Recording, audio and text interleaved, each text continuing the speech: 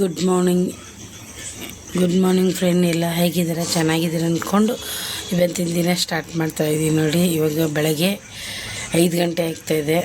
ನಾನು 4 ಗಂಟೆಗೆ ಎದ್ದು ಸ್ನಾನ ಆಯಿತು ನೋಡಿ. ಇವಾಗ 5 ಗಂಟೆ ನೋಡಿ, 5 ಗಂಟೆ ಗುರುರಾಯರ ಆಶೀರ್ವಾದ. ಬೇಳೆ ರೆಡಿ ಮಾಡಿದ್ದೀನಿ, ನೀರು ಕುದಿಯೋಕೆ ಇಟ್ಟಿದ್ದೀನಿ, ಬೇಳೆ ಹಾಕ್ತೀನಿ ಬೇಗನೆ. ಹೋಳಿಗೆ ಸಾರಿಗೆ ರೆಡಿ ಮಾಡ್ಕೊತಾ ಇದ್ದೀನಿ ನೋಡಿರಿ. ಈ ಕಡೆಗೆ ಪಲ್ಯ ರೆಡಿಯಾಗಿದೆ ನೋಡಿರಿ, ಪಲ್ಯ ರೆಡಿ ಆಯಿತು. ಹೋಳಿಗೆ ಸಾರು ರೆಡಿ ಮಾಡ್ಕೊತಾ ಇದ್ದೀನಿ. ಈ ಕಡೆ ಬೇಳೆ ಕುದಿಯೋಕೆ ಇಟ್ಟಿದ್ದೀನಿ, ಫಾಸ್ಟಾಗಿ ಮಾಡಬೇಕು, ಟೈಮ್ ಬೇರೆ ಆಗ್ತಾಯಿದೆ. ಸಾಂಬಾರು ರೆಡಿ ಆಯಿತು ನೋಡಿರಿ. ಸ್ವಲ್ಪ ಜಾಸ್ತಿನೇ ಮಾಡಿದ್ದೀನಿ, ಅಕಸ್ಮಾತಾಗಿ ಯಾರಾದರೂ ಬರಲಿ, ಆಮೇಲೆ ಯಾರಿಗಾದ್ರೂ ಊಟ ಮಾಡ್ತೀನಿ ಅಂತ ಸ್ವಲ್ಪ ಜಾಸ್ತಿನೇ ಮಾಡಿದ್ದೀನಿ ನೋಡಿರಿ.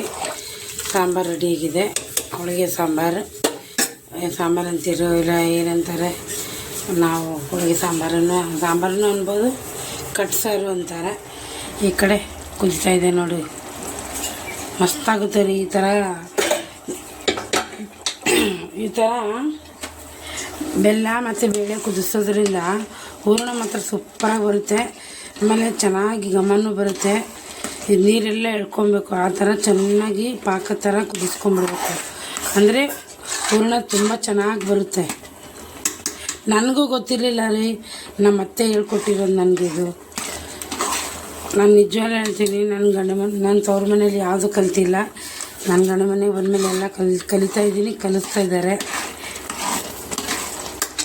ಅಡುಗೆ ಆಗಿದೆ ನೋಡಿರಿ, ಅನ್ನ ಆಗಿದೆ, ಪಲ್ಯ ಆಗಿದೆ, ಸಾಂಬಾರಾಗಿದೆ, ಬಜ್ಜಿ ಹಪ್ಪಳ ಹೋಳಿಗೆನೂ ಆಗಿದೆ ನೋಡಿರಿ. ಇವಾಗ ಸದ್ಯಕ್ಕೆ ದೇವ್ರಿಗೋಸ್ಕರ ಬೇಗ ಮಾಡ್ಕೊಂಡಿದ್ದೀನಿ. ಇನ್ನು ಬಜ್ಜಿ ಅದು ಹಾಕಬೇಕು, ಬಿಸಿದು. ಇವಾಗ ದೇವ್ರ ನೈವೇದ್ಯ ಕೊಟ್ಬಿಟ್ಟು ಬರ್ತೀನಿ ರೀ. ತುಪ್ಪ ಕಾಯಿಸಿದ್ದೀನಿ ನೋಡಿರಿ, ಅದು ಹಂಗೆ ಇಟ್ಟಿದ್ದೀನಿ. ಬೇಗ ನೈವೇದ್ಯ ಮಾಡಿ ಮತ್ತೆ ವಿಡಿಯೋ ಕಂಟಿನ್ಯೂ ಮಾಡ್ತೀನಿ. ರೆಡಿ ಆಯ್ತು ನೋಡಿರಿ, ಉಡಿಯೋಕ್ಕೆ ಸಾಮಾನೆಲ್ಲ ರೆಡಿ ಮಾಡಿದ್ದೀನಿ. ಇದು ಕಾಯಿ ಉಡಿಯೋಕ್ಕೆ ಸಾಮಾನು ನೈವೇದ್ಯ ರೆಡಿ ಆಗೈತಿ. ನಂಗೆ ತಿಳಿದಂಗೆ ನಾನು ಮಾಡ್ತಾಯಿದ್ದೀನಿ ನೋಡಿರಿ. ನಮ್ಗೆ ಯಾರೂ ಹೇಳ್ಕೊಟ್ಟಿಲ್ಲ, ತಿಳಿದಂಗೆ ಮಾಡ್ತಾಯಿದ್ದೀನಿ. ನಿಮ್ಗೆ ಇಷ್ಟ ಆಗುತ್ತೆ ಅನ್ಕೋತಿದ್ದೀನಿ. ಬನ್ನಿರಿ ಇವಾಗ ಉಡಿ ತುಂಬರೋಣ.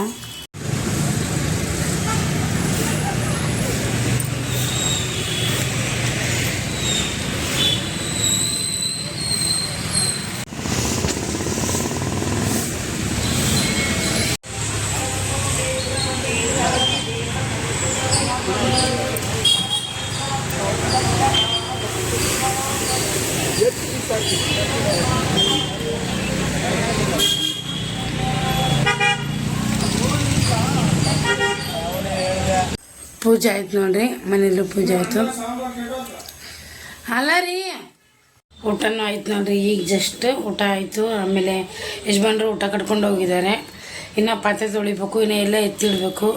ಸದ್ಯಕ್ಕೆ ಇವಾಗಂತೂ ಏನೂ ಮಾಡಲ್ಲ, ಸ್ವಲ್ಪ ರೆಸ್ಟ್ ಮಾಡ್ತೀನಿ. ಯಾಕಂದರೆ ಬೆಳಗ್ಗೆನೇ ಎದ್ದಿದ್ದೀನಿ, ಅದಕ್ಕೋಸ್ಕರ ಸ್ವಲ್ಪ ರೆಸ್ಟ್ ಮಾಡಿ ಆಮೇಲೆ ಎಲ್ಲ ಕ್ಲೀನ್ ಮಾಡಿಕೊಂಡು ಸಾಯಂಕಾಲ ಏನೋ ಇವರು ಊಟಕ್ಕೆ ಕರಿತೀನಿ ಅಂದಿದ್ದಾರೆ. ಯಾರಿಗೂ ಗೊತ್ತಿಲ್ಲ, ಯಾರು ಕರ್ಕೊಂಬರ್ತಾರೋ.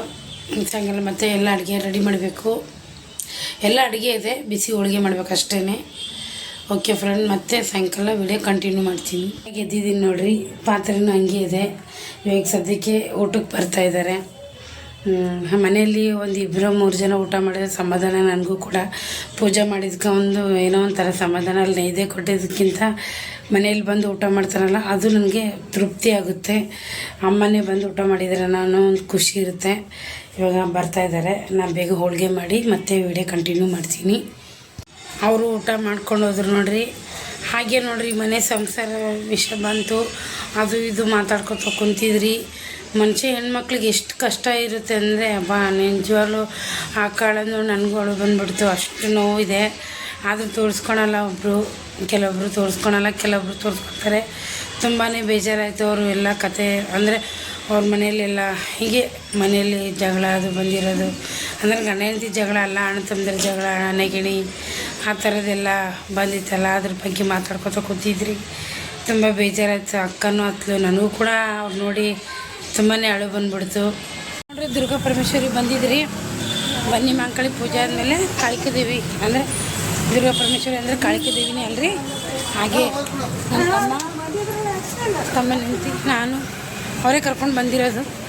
ಯಜಮಾನ್ರು ಇನ್ನೂ ಬಂದಿಲ್ಲ ಕೆಲಸದಿಂದ. ಅದಕ್ಕೆ ಪೂಜೆ ಮುಗೀತಲ್ರಿ, ಇವತ್ತು ನೋಡಿ ದೇವಸ್ಥಾನ ಮಾತ್ರ ತುಂಬ ಚೆನ್ನಾಗಿದೆ ನೋಡಿರಿ. ದುರ್ಗಾ ಪರಮೇಶ್ವರಿ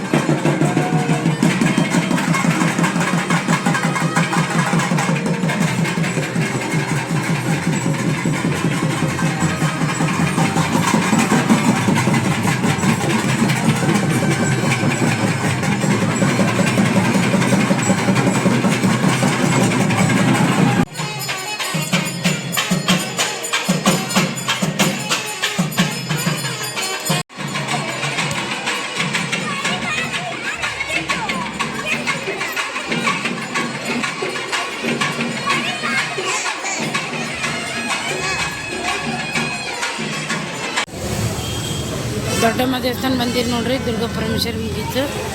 ಇಲ್ಲಿ ದೊಡ್ಡಮ್ಮ ದೇವಸ್ಥಾನ ಬಂದಿದ್ರಿ. ಈಗ ಊಟ ಮಾಡ್ಕೊಂಡು ಹೋದ್ರು ನೋಡ್ರಿ. ದೇವಸ್ಥಾನಕ್ಕೆ ಹೋಗಿ ಬಂದ್ರಿ. ಇವತ್ತಿನ ವಿಡಿಯೋ ಇಲ್ಲಿಗೆ ಏನು ಮಾಡ್ತೀನಿ. ತುಂಬಾ ಸುಸ್ತಾಗ್ತದೆ, ನಿದ್ದೆ ಬರ್ತಾಯಿದೆ. ಓಕೆ ಫ್ರೆಂಡ್, ಈ ವಿಡಿಯೋ ಇಲ್ಲಿಗೆ ಏನು ಮಾಡ್ತೀನಿ. ಈ ವಿಡಿಯೋ ಇಷ್ಟ ಆದರೆ ಪ್ಲೀಸ್ ಒಂದು ಲೈಕ್ ಕೊಡಿ, ಶೇರ್ ಮಾಡಿ, ಸಬ್ಸ್ಕ್ರೈಬ್ ಮಾಡಿ, ಸಪೋರ್ಟ್ ಮಾಡಿ. ಇನ್ಮೇಲೆ ಡೈಲಿ ವಿಡಿಯೋ ಬರುತ್ತೆ.